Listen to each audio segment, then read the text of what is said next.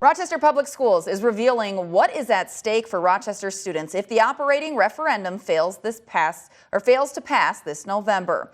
This is a $19.4 million operating tax levy voters will decide on this election. It would last for 10 years, making it a total of $194 million. KIMT News 3's Brandon Cote is joining us live now from the Rochester Public Library after attending a referendum info session there this evening. So Brandon, what is RPS saying will be cut if the voters reject another referendum?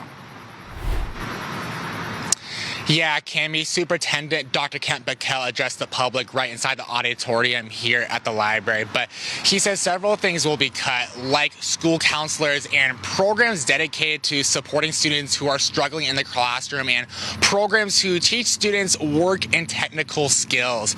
Now, the school district says all of this would lead to school closures and increased class sizes. Dr. Pekel says classroom sizes would roughly increase by up to 2 to 5 students. However, he is not disclosing what specific schools and programs would be on the chopping block if the referendum fails. I spoke with a few Rochester parents at tonight's info session. Despite not knowing the specifics of what would be shut down, they say they believe in voting yes to the referendum because it will set up the school district for years to come. There are so many great programs that are already in place. The idea that those could be cut, I think that is tragic. The biggest thing is to go out and vote for it, because if we don't have it, these things are going to go. And I think you can't answer specifics until you know what's going to happen. I recognize the difficulty in being able to provide that to me and to our voters, but I did read between the lines tonight, and there's a lot of really essential things that I think we'll lose.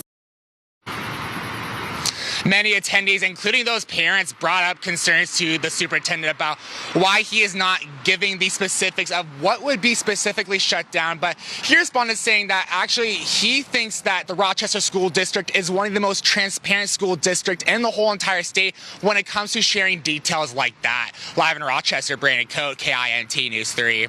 And Brandon, it looked rather sparsely populated or sparsely attended there tonight. We heard from those in support of the referendum. Did you hear from anyone who is against it?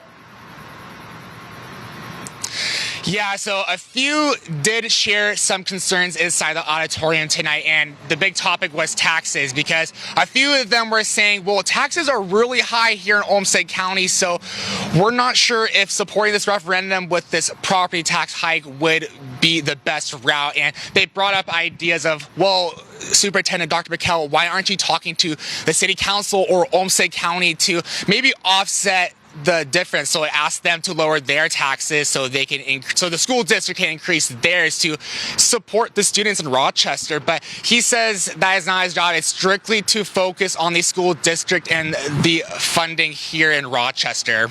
Okay, so it sounds like they're concerned about budgeting. Brandon, thank you so much. And Brandon did tell me they would not want to speak, or didn't want to speak rather, on camera. So I'm glad that he could share that information with us, however. Now, a reminder, this will be on the November election ballot. This will not be something you see tomorrow for the Minnesota primary.